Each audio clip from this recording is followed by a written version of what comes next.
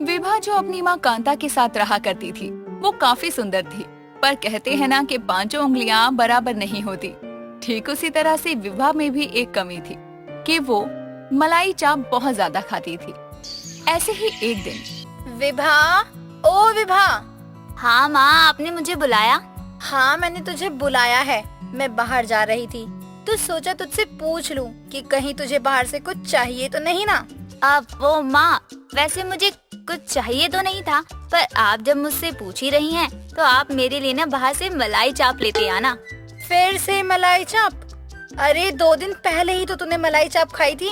हाँ तो क्या हो गया माँ? अरे 2 दिन पहले तो आप भी नहाई थी, फिर रोज क्यों नहाती हो? विभा की ऐसी बात सुनकर कांता को गुस्सा आता है, पर कांता उसे कुछ नहीं बोलती और वहाँ से चुपचाप चली जाती है। कुछ घंटों बाद जब कांता अपने घर वापस आती है, तो सबसे पहले विभा अपनी माँ का झोला उसके हाथ से ले लेती है। आ गई माँ आप, लाओ इस थैले को मुझे दे दो। माँ, आप मेरे लिए मलाई चाप नहीं लाई? नहीं लाई, क्योंकि बाहर मलाई चाप मिली नहीं, और जहाँ मिल रही थी वहाँ पर बहुत ही महंगे थे वो, इसलिए मैं तेरे लिए मलाई चाप नहीं लेकर आई। माँ, आप ऐसा कैसे कर सकती हैं? आप जानती हैं ना कि मुझे मलाई चाप कितनी पसंद है। अरे तो क्या हो गया, कल खा लियो ना। ऐसा भी कौन सा स्वाद है उस मलाई चाप में? पर माँ, कांता विभा की एक नहीं सुनती और वहाँ से गुस्से में चली जाती है। और वहीं विभा भी अपने कमरे में चली जाती है और गुस्से में अपने फोन को अपने हाथ में लिए अपने बेड पर लेट जाती है और अपने फोन में रील्स को स्क्रॉल कर रील्स देख रही होती है कि तभी उसके सामने मलाई चाप बनाने की वीडियो आ जाती है। अरे वाह, मलाई चाप बनाना कितना आसान है। माँ, आज मलाई चाप बाहर से नहीं लाई है, क्यों ना मैं ही मलाई चाप बनाकर खा लूं? पिछले 2 दिन से उसने मलाई चाप नहीं खाई थी, पर हमारी विभा भी कहाँ कम थी। उसको मलाई चाप खाने की ऐसी लत लगी हुई थी कि वो अपनी मलाई चाप के लिए किसी भी हद तक जा सकती थी।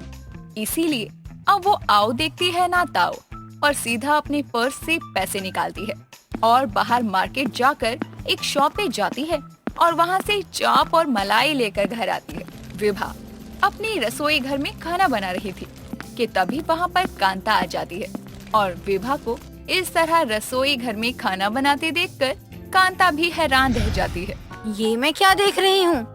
विभा, मतलब यानी कि मेरी बेटी रसोई में खाना बना रही है। हाँ माँ, मैं खाना बना रही हूँ, और आपको पता है मैं खाने में क्या बना रही हूँ? क्या? मलाई चाप। मैंने YouTube पर देखा है, और आप देखना मैं YouTube से देख कर ना ये मलाई चाप कितना टेस्टी बनाती हूँ। हे भगवान, बना भी तू मलाई चाप रही है। विभा देख, अब तू बड़ी हो गई है, तेरी उम्र भी निकल रही है। अगर तू मलाई चाप को छोड़कर कुछ और बनाएगी तो अच्छा होगा, और इससे तेरे ससुराल वाले भी काफी खुश रहेंगे। माँ, मेरी शादी को ना अभी बहुत समय है, और जब मेरी शादी होगी ना तो मैं देख लूंगी। अच्छा, अब आप बाहर बैठो, मैं मलाई चाप बनाकर लेकर आती हूँ। विभा की बात को सुनकर कांता बाहर हॉल में बैठ जाती है और कुछ घंटों बाद विभा अपनी माँ के लिए मलाई चाप और रोटी लेकर आती है। माँ, ये लो, इसे ट्राई करो। मैं जानती हूँ अगर आपने इसको खाया ना तो आप अपनी उंगलियाँ चाटती रह जाएंगी। विभा की ऐसी बात सुनकर कांता उसकी तरफ घूरती है और चुपचाप खाना खाने लगती है, पर उसके हाथ का मलाई चाप सच में कांता को काफी पसंद आता है। सच में विभा, तूने तो मलाई चाप बहुत अच्छे से बनाई है। आजा, अब तू भी अपने हाथों की मलाई चाप खा ले। कांता की बात सुनकर विभा भी अपने हाथों द्वारा बनाई गई मलाई चाप खाती है। समय यूं ही बीतता है और मलाई चाप खाने की आदत विभा को इस कदर लग जाती है कि अब उसको हर दिन मलाई चाप चाहिए थी। पर समय के साथ उसकी उम्र भी हो रही थी। ऐसे ही एक शाम विभा अपने घर मलाई चाप बना रही थी और उसी दौरान कांता की एक सहेली जिसका नाम राधा था, वो अपने बेटे रोहित के साथ आती है और रसोई में उसको इस तरह देखकर वो हैरान हो जाती है। हाय दैया, तू तो कांता की बेटी है ना? जी हाँ, पर आप कौन? बेटा, मैं राधा। तू मुझे जानती नहीं है, पर मैं तुझे अच्छे से जानती हूँ। देखो तो कितनी बड़ी हो गई है मेरी बच्ची। विभा, कौन आया है घर पर? अरे राधा, तू यहाँ कैसे? मेरा मतलब है कि तू यहाँ कब आई? बस अभी ही आई हूँ, और जब आई तो विवाह को इस तरह रसोई में काम करते देख हैरान हो गई देख करके कि जो लड़की छोटी सी थी आज वो इतनी बड़ी हो गई।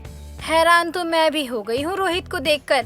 पहले जब मिले थे तब ये दोनों कितने छोटे थे, पर अब देख। हाँ यार, तू सही कह रही है। विभा बेटा, वैसे तुम रसोई में क्या बना रही हो? आंटी, मलाई चाप। वो क्या है ना, मुझे मलाई चाप बहुत पसंद है, तो मैं वही बना रही थी। अरे वाह बेटा, ये तो बहुत अच्छी बात है। वैसे आंटी जी, मलाई चाप बन चुकी है। अगर आप चाहो तो क्या मैं आपके लिए भी लेकर आऊँ? नेकी और पूछ पूछ। अरे मैं तो कब से तैयार हूँ तेरे हाथों की मलाई चाप खाने के लिए। अरे वाह, कितनी टेस्टी बनाई है विभा ने। कैसे बनाती है तू, जरा मुझे भी तो बता। राधा की बात सुनकर विभा राधा को मलाई चाप बनाने की विधि बता देती है। समय यूं ही गुजरता है। गुजरते समय के साथ अब कांता भी आए दिन विभा की शादी के लिए बोलने लगती है, पर हमारी विभा शादी के लिए तैयार ही नहीं थी। ऐसे ही एक दिन विभा अपने कमरे में बैठकर पार्टी के लिए तैयार हो रही थी कि तभी वहाँ पर कांता आ जाती है। विभा, तू इतनी तैयार हो तो रही है, लेकिन याद रहे वहाँ जाकर मलाई चाप के प्रति अपना पागलपन मत दिखाइयो। जो मिले आराम से चुपचाप खा लियो। माँ बस भी करो, मैं मलाई चाप के लिए इतनी भी पागल नहीं हूँ कि मुझे कुछ दिखे ही ना। अच्छा, मैं तैयार हो चुकी हूँ, अब चलते हैं। कांता और विभा दोनों ही पार्टी में चले जाते हैं। पार्टी में जाने के बाद विभा अपनी माँ से कही हुई बात पर कायम नहीं रह पाती और जैसे ही वो मलाई चाप के स्टॉल को देखती है, वैसे ही वो खुद का कंट्रोल खो देती है और सीधे मलाई चाप के स्टॉल पर चली जाती है। ये क्या, सारे मलाई चाप कहाँ चले गए? उसमें तो थोड़े से ही मलाई चाप बचे हैं, अब क्या करूँ? विभा खुद से बातें कर ही रही थी कि तभी उसकी नजर सामने से आ रहे कुछ लोगों पर पड़ती है। विभा, ये भीड़ क्यों आ रही है यहाँ पर? हो ना हो ये भीड़ मेरे इस मलाई चाप को लेने ही आ रही है। विभा, कोई तुझसे तेरे मलाई चाप को छीने उससे पहले ही तू इन्हें उठाकर यहाँ से निकल जा। विभा अब जैसे ही मलाई चाप को लेने के लिए दोबारा उस कंटेनर में देखती है, पर विभा उस कंटेनर में अब मलाई चाप को नहीं देख पाती क्योंकि मलाई चाप खत्म थी। बल्कि उसके सामने खड़ा उसे एक लड़का दिखता है जिसने मलाई चाप को अपने खाने की प्लेट में रखा हुआ था। तुम्हारे अंदर शर्म लिहाज है या नहीं? अरे क्या हो गया मैडम, आप क्यों भड़क रही हो? आप तो चिल्ला ऐसे रही हो जैसे आपका खाना छीन के खा रहा हूँ मैं। जी हाँ, आप मेरा खाना ही छीन रहे हैं। आपको पता भी है ये मलाई चाप मैंने अपने लिए रखी थी और जैसे ही मेरी नजर का फेर हुआ वैसे ही आपने मेरी मलाई चाप ले ली। उसकी बात सुनकर वीर को हंसी आ जाती है और वो उसको अपनी प्लेट से मलाई चाप निकालकर उसकी प्लेट में दे देता है और इस तरह से विभा की मलाई चाप खाने की आदत तो नहीं छूटती, पर उसकी मुलाकात किसी ऐसे शख्स से हो जाती है जिसने उसकी इस हरकत पर भी कोई भी रिएक्ट नहीं किया था और उसको उसकी मलाई चाप के साथ पसंद किया था। दूर किसी गांव में पांडे जी एक हलवाई की दुकान चलाते थे, जो कि सिर्फ गांव में ही नहीं बल्कि दूर दूर के शहरों तक मशहूर थी। पांडे जी, 2 किलो गुलाब जामुन बांध देना। हमारी घरवाली को आपके यहाँ के गुलाब जामुन बहुत पसंद है। बहुत दिनों से कह रही थी पांडे जी के गुलाब जामुन लेते आना, लेकिन कभी समय ही नहीं मिला। आज यहाँ से गुजर रहा था तो सोचा घरवाली के लिए गुलाब जामुन लेते चलूं। हाँ हाँ, क्यों नहीं भाई, अभी पैक करवा देता हूँ आपके लिए। 2 किलो गुलाब जामुन चाहिए ना आपको? आखिर आप जैसे ग्राहकों की वजह से ही तो हमारी ये हलवाई की दुकान चलती है। अजी, ऐसी तो कोई बात नहीं है, ये सब तो आपके हाथों का जादू है। गांव की सबसे अच्छी मिठाई आपकी दुकान के अलावा कहीं मिलती ही नहीं। ये तो हमारे पुरखों की धरोहर है, जिसकी वजह से हम इतनी अच्छी और बिना मिलावट की मिठाई अपने ग्राहकों को दे पाते हैं। मुन्ना, भाई जी की मिठाई पैक हुई या नहीं? मालिक बस अभी आया। थोड़ी देर में मुन्ना हाथ में मिठाई का डब्बा लाता है और पांडे को दे देता है। तभी वहाँ पर पांडे का बेटा रामा आ जाता है, जिसे देखकर मोहन कहता है, पांडे जी, ये कौन है? ये आपका बेटा है क्या? हाँ भाई जी, ये मेरा बेटा रामा है। अभी कुछ दिनों पहले ही शहर से पढ़ाई करके घर लौटा है। बस अब इसकी शादी के लिए अच्छी सी लड़की देख रहा हूँ मैं। अच्छा, ये बताओ कि आपका बेटा शहर में पढ़कर आया है तो इसके पास तो अच्छी नौकरी होगी। मैं तो कहता हूँ इसे कि कहीं नौकरी कर ले, लेकिन ये कहता है कि मुझे यहीं रहकर अपने पुरखों की ये हलवाई की दुकान चलानी है। सच में आपके बेटे की सोच तो बहुत अच्छी है, वरना आजकल के जवान लड़के माँ बाप की दुकान या काम संभालते हैं। उन्हें तो बस आजाद घूमना पसंद होता है। आप बहुत ही किस्मत वाले मालूम होते हैं पांडे जी। और हाँ, मेरी नजर में एक बहुत अच्छे घर की लड़की है, मैं एक बार उनसे बात करके आपको बताता हूँ। अब वहाँ से मोहन चला जाता है। ऐसे ही कुछ दिन और बीतते हैं और एक बार फिर से मोहन पांडे जी की दुकान पर मिठाई लेने आता है। और पांडे जी, क्या हाल चाल है आपके? दुकान सही चल रही है? हाँ मोहन भाई साहब, सही है। भगवान की दया से। आप बताओ आज क्या लेने आए हो? लेने नहीं, देने आया हूँ खुशखबरी। खुशखबरी? कैसी खुशखबरी? हम उस दिन आपसे कह रहे थे ना कि एक लड़की है आपके लड़के के लिए जिससे हम शादी की बात करेंगे और आपको बताएंगे। हाँ कहा तो था, अब क्या हुआ उसका? लड़की वाले शादी के लिए राजी हो गए हैं। उन्होंने कहा है कि आपके पास जब समय हो तो आप लड़की देखने चले जाना। ये तो अच्छी बात है। बताओ कब जाना है हमें? जाने को तैयार हैं हम। अब एक दिन का समय निकालकर पांडे अपने परिवार समेत लड़की वालों के घर रिश्ता लेकर आता है, जहां उन्हें लड़की बहुत पसंद आती है और समय और तारीख देखकर वहां रामा और अंजलि की शादी हो जाती है। लेकिन बेटे की शादी के बाद पांडे जी की तबीयत कुछ ठीक नहीं रहती थी, जिसकी वजह से वो दुकान पर नहीं जा पाते थे। इसीलिए उनके बदले उनका बेटा रामा अपने पापा की मिठाई की दुकान पर जाने लगता है। एक दिन अचानक से दुकान से आने के बाद रामा अपने पापा को बताता है, पापा जी, आज हमारी हलवाई की दुकान पे एक बहुत अमीर आदमी आया था। उसने कहा है कुछ दिनों के लिए शहर में ना उसकी बेटी की शादी है, तो वो चाहता है कि हम उसकी बेटी की शादी में जाके खाना बनाएं। इसलिए हमें कुछ दिन शहर में ही रहना होगा। ये तो बहुत अच्छी बात है, लेकिन बेटा शहर जाकर काम करना होगा, तो यहाँ की दुकान कौन संभालेगा? पापा जी, कुछ दिनों के लिए दुकान बंद हो जाएगी तो कोई फर्क नहीं पड़ेगा। नहीं बेटा, इस दुकान को इतने साल हो गए हैं, लेकिन आज तक एक भी दिन ये दुकान बंद नहीं रही है। यहाँ तक कि मेरी शादी वाले दिन भी ये दुकान बंद नहीं हुई थी। आज हम जो कुछ भी हैं इस दुकान की वजह से हैं। लेकिन पापा जी, शहर वाला काम भी तो बहुत जरूरी है, क्योंकि ये शादी शहर के सबसे अमीर आदमी के घर में है। अगर वहाँ हमारा खाना लोगों को पसंद आएगा तो हमें बहुत सारे काम मिल जाएंगे। लेकिन बेटा फिर यहाँ की दुकान कौन संभालेगा? पांडे और रामा की बात पास खड़ी नीलम सुन रही थी। तभी वो पांडे की बात का जवाब देती है, पापा जी बुरा ना माने तो आपकी यहाँ वाली हलवाई की दुकान मैं संभाल लूं। लेकिन बहू, तुम कैसे इतनी बड़ी दुकान संभाल लोगी? दिन भर वहाँ हजारों लोग आते हैं, अलग अलग डिमांड करते हैं, तो ये सब हो पाएगा तुमसे? पापा जी आप उसकी चिंता मत कीजिए, मैं सब देख लूंगी। आप बस मुझे एक मौका दीजिए। पापा जी, मुझे भी लगता है नीलम सही कह रही है, हमें इसे एक मौका देना चाहिए।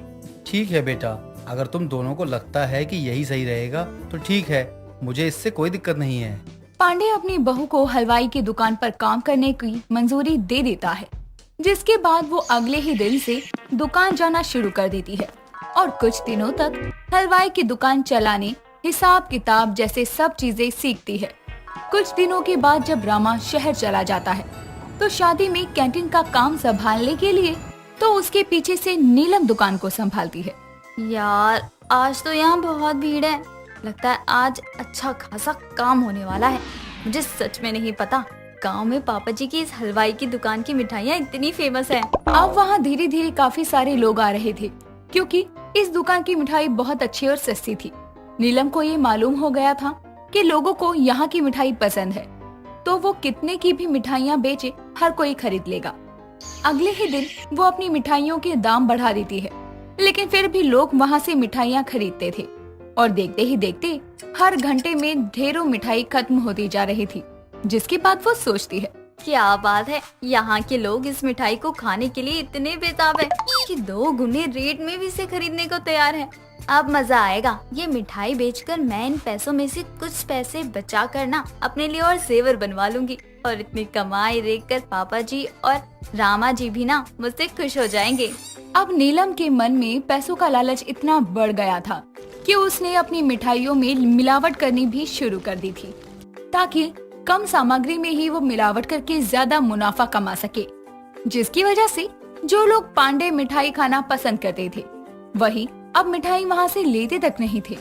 धीरे धीरे सभी ग्राहक वहाँ से जाते जा रहे थे, सिवाय मक्खियों के।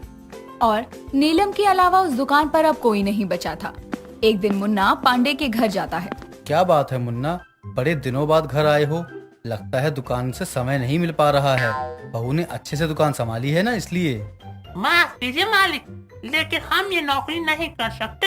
हम ये नौकरी छोड़ कर जा रहे हैं। और हाँ, आप अपनी दुकान के लिए ना किसी और को रख लीजिए। अरे मुन्ना, ये तू क्या कह रहा है? इतने सालों में तूने कभी नौकरी छोड़ने की बात नहीं करी, फिर आज क्यों बोल रहा है ऐसा? क्या सुना है आपको मालिक अपनी दुख भरी कहानी? तो सुनना है अगर आपको फिर भी तो सुन लीजिए। मालिक, आपकी बहू जो है ना, जब से वो दुकान पे आई है ना, हमारा तो जीना दुश्वार हो गया है। अरे वो हर मिठाई में मिलावट करती है और हाँ, सारे दाम भी बढ़ा दिए मिठाइयों के, जिसके कारण ना हमारे सारे पुराने ग्राहक भाग गए। और आपको पता है, मेरा घर भी आपकी दुकान से ही चलता था, लेकिन जब से आपकी बहू आई है ना दुकान पे, दुकान तो चल नहीं रहा, तो मेरा घर कैसे चलेगा मालिक? इसलिए मैं कहीं और काम देखने जा रहा हूँ। बस यहाँ आपको ये बताने आया था, क्योंकि आपको बताना मेरा फर्ज बनता है। नहीं मुन्ना, तो कहीं नहीं जाएगा। अच्छा हुआ तूने बता दिया कि मेरी बहू मिलावट करने वाली हलवाई है। अब मैं अपनी दुकान को और गिरने नहीं दूंगा। अभी जाकर बहू की अकल ठिकाने लगाता हूँ। इतना कहकर अब पांडे अपनी दुकान पर जाता है, जहाँ नीलम बैठी पैसे गिन रही थी। और पांडे यानी अपने ससुर को सामने देखकर वो हैरान रह जाती है। जिसके बाद पांडे उसे खूब खरी खोटी सुनाता है और उसे कहता है, मेरी ही गलती है जो मैंने अपने पुरखों की अमानत एक लालची और मिलावटी औरत को दे दी। अगर मुझे पता होता कि मेरी बहू एक नंबर की मिलावट वाली हलवाई है, तो मैं तुमसे कभी यहाँ आने के लिए नहीं कहता। अब मैं खुद ही अपनी दुकान चलाऊंगा, जैसे पहले चलाया करता था। उस दिन के बाद से पांडे कभी भी नीलम को दुकान के आसपास नहीं आने देता था और खुद ही अपनी मिठाई की दुकान को फिर से शुरू करता है। धीरे धीरे उसके ग्राहक जो वहाँ से जा रहे थे वापस आने लगते हैं।